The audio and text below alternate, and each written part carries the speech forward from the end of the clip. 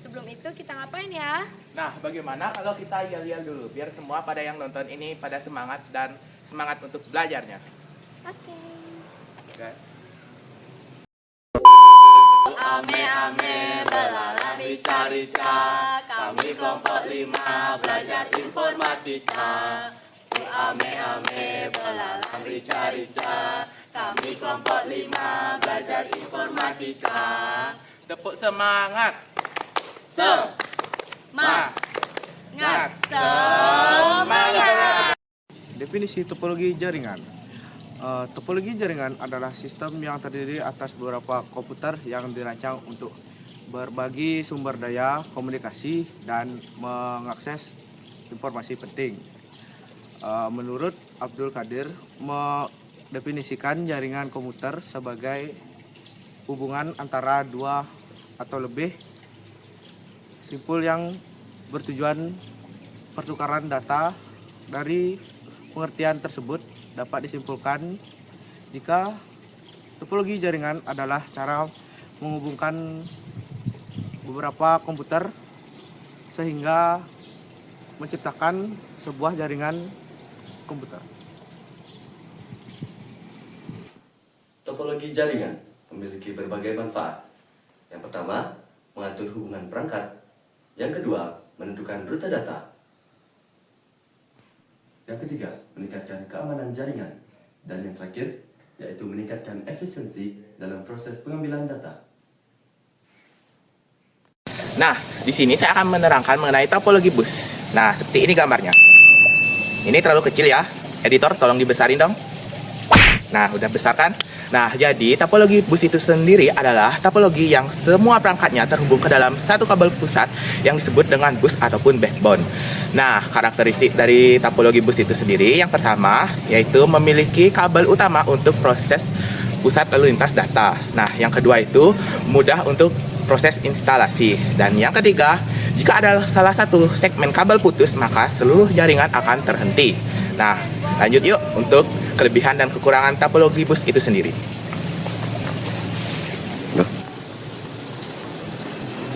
Kalian nungguin apa?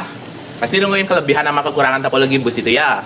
Nah, berikut ini adalah kelebihan dan kekurangan topologi bus. Nah, yang pertama itu kelebihannya. Yang pertama itu hemat kabel. Nah, yang kedua tidak memerlukan banyak hardware. Dan yang ketiga itu mudah dikembangkan. Nah, lanjut untuk kekurangan topologi bus itu sendiri. Yang pertama itu topologi bus hanya sulit mendeteksi kerusakan. Nah, yang kedua, topologi bus itu semakin banyak terminal jaringan, maka semakin sering terjadinya collision. Nah, dan terakhir, topologi bus hanya digunakan untuk skala jaringan kecil. Nah, udah mengerti kan apa kelebihan dan kekurangan dari topologi bus itu sendiri? Nah, sekarang lanjut yuk untuk topologi ring. Nah, selanjutnya kita masuk ke dalam topologi ring. Seperti ini gambarnya. Editor, tolong diperkecil dong gambarnya. Nah, topologi ring itu sendiri adalah topologi yang dimana semua komputer ataupun perangkatnya terhubung ke dalam satu bentuk lingkaran yang tertutup. Nah, seperti yang ada di gambar ini ya. Karakteristik dari topologi ring itu sendiri yang pertama itu umumnya digunakan pada jaringan LAN ataupun WAN.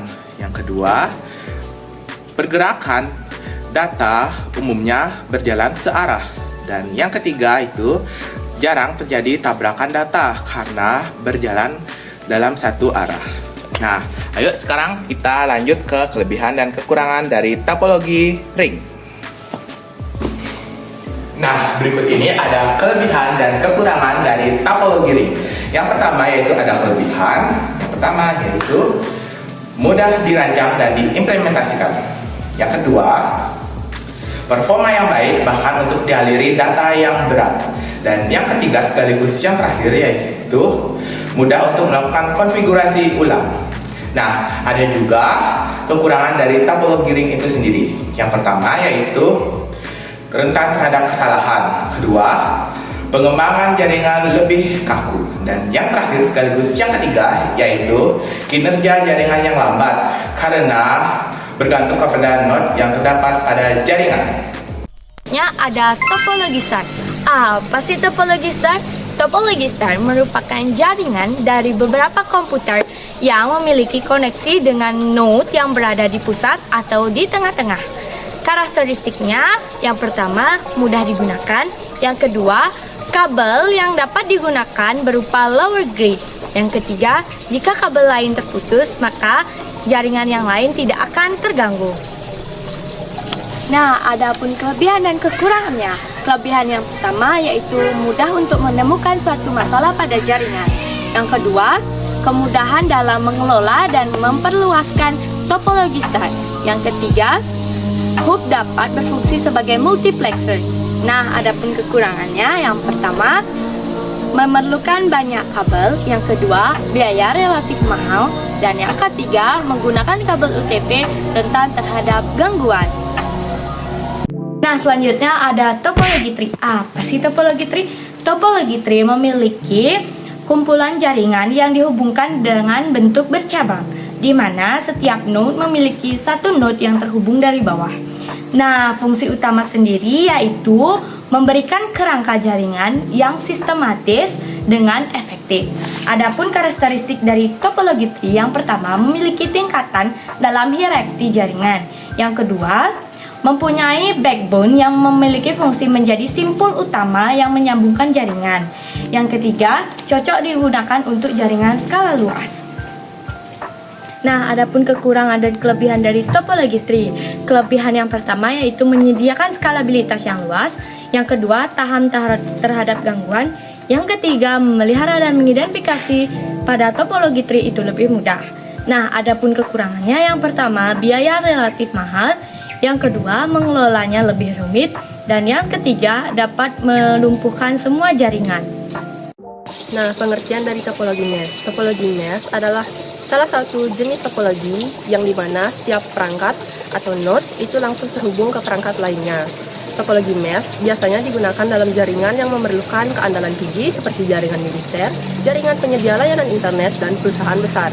Karakteristik dari topologi mesh yang pertama, memiliki redundansi tinggi. Yang kedua, memungkinkan komunikasi langsung antara dua perangkat tanpa harus melalui perantara. Yang ketiga, memberikan tingkat keamanan yang tinggi. Adapun juga kelebihan dan kekurangan dari topologi mesh. Kelebihan yang pertama, data lebih cepat sampai ke tujuan karena tidak melewati komputer lainnya. Yang kedua, jalur pengiriman sangat banyak sehingga tidak terjadi tabrakan arus. Yang ketiga, dapat mendeteksi kesalahan dengan cepat. Nah, kemudian adapun kekurangannya, yang pertama, biaya pemasangan dan perawatan relatif mahal. Kemudian, yang kedua, proses pemasangan dan juga konfigurasi ulang cukup rumit. Yang ketiga, kurang efektif digunakan sehari-hari karena jaringannya kurang praktis. Nah, yang terakhir ada topologi hybrid. Ini gambarnya.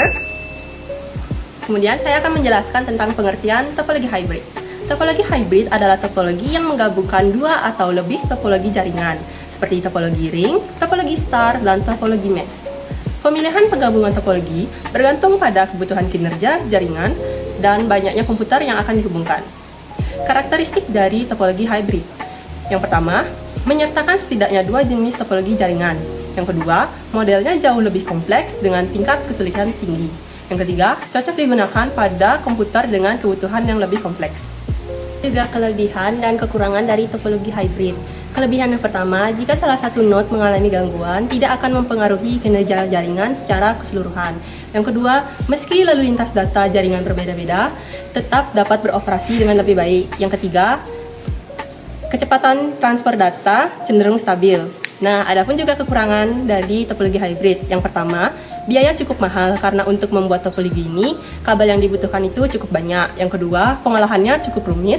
Yang ketiga, proses instalasi dan konfigurasinya cukup rumit. Skalabilitas. Skalabilitas adalah salah satu aspek penting dalam desain jaringan karena menentukan berapa mudah jaringan dapat diperluas dengan menambahkan node atau perangkat baru tanpa menyebabkan gangguan atau penurunan kinerja. Oke, yang kedua ada biaya instalasi. Biaya instalasi topologi jaringan itu bervariasi. Semakin kompleks instalasinya, semakin besar pula biaya dan waktu untuk instalasinya.